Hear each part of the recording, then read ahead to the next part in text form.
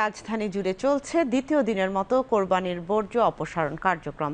দুই city corporation বলছে দ্বিতীয় দিনেও অনেকে পশু কোরবানি দেন। তাই আজও সকাল থেকে ঢাকার দুই সিটি কর্পোরেশনের পরিচ্ছন্নতা কর্মী ও আধুনিক বাহনের সাহায্যে অপসারণ করা হচ্ছে কোরবানির বর্জ্য। সাধারণত ঈদের সময় কয়েক গুণ বেশি বর্জ্য অপসারণ একটি বিশাল চ্যালেঞ্জ হলেও এবার প্রথম দিনেই সফলভাবে এই কার্যক্রম সম্পন্ন হয়েছে বলে জানান দক্ষিণের প্রশাসক মোহাম্মদ শাহজাহান মিয়া। বিস্তারিত গোলাম মর্তুজার প্রতিবেদনে। ঈদের দিন ১,৩৩,০০০-এরও বেশি গরুর কোরবানি হয়েছে ঢাকা দক্ষিণ সিটি কর্পোরেশন আওতাধীন এলাকাসমূহে। ছাগল ও অন্যান্য পশুর সংখ্যা যোগ করলে তা নিঃসন্দেহে বেড়ে দাঁড়াবে ১.৫ লক্ষে। এই সকল পশুর কোরবানির পর প্রায় ১৪,৫০০ মেট্রিক টন বর্জ্য উৎপন্ন হয়েছে। একই দিনে ঢাকা উত্তরে উৎপন্ন হয়েছে প্রায় ৯,৫০০ মেট্রিক টন বর্জ্য।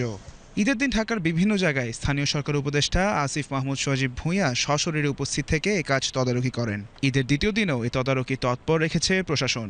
প্রায় ২৫ থেকে ৩০,০০০ মেট্রিক টন বর্জ্য অপসারণের প্রস্তুতি ছিল ঢাকা দক্ষিণ সিটি কর্পোরেশনের। সফলভাবে প্রথম দিনের বর্জ্য অপসারণের পর ঈদের দ্বিতীয় এবং তৃতীয় দিন রাজধানীর বিভিন্ন এলাকায় সক্রিয় রয়েছে পরিচ্ছন্নতা কর্মীরা। আমরা যে পরিমাণ ময়লা কালেকশন করেছি প্রায় ১৪,০০০-এরও অধিক, ১৪,০০০ মেট্রিক টন বা তার একটু বেশি হবে আর কি।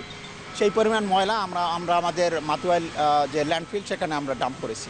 আমরা মোটা দাগে কালকের আমরা 100% করেছি, তারপরেও অল্প স্বল্প যদি কোথাও থাকে সেটা আমাদের যে রেগুলার ক্লিনিং এর সাথে এটা ক্লিন হয়ে যাবে। আমরা ৬ ঘন্টা টাইম নিয়েছি, আজকের ভিতরে সেগুলো ক্লিন হয়ে যাবে ইনশাআল্লাহ। ৩ দিনে আমরা ৩০,০০০ টার্গেট, ২৫ থেকে ৩০,০০০ টার্গেট করেছি। হয়তো ওই পর্যন্ত নাও তৈরি হতে পারে।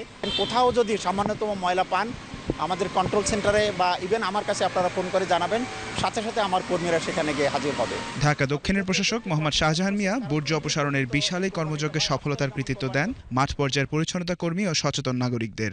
নগরের সড়কগুলোতে শতভাগ পরিচ্ছন্নতা নিশ্চিতের পাশাপাশি হাটের স্থানসমূহ পরিচ্ছন্নতার কাজও চলমান রয়েছে।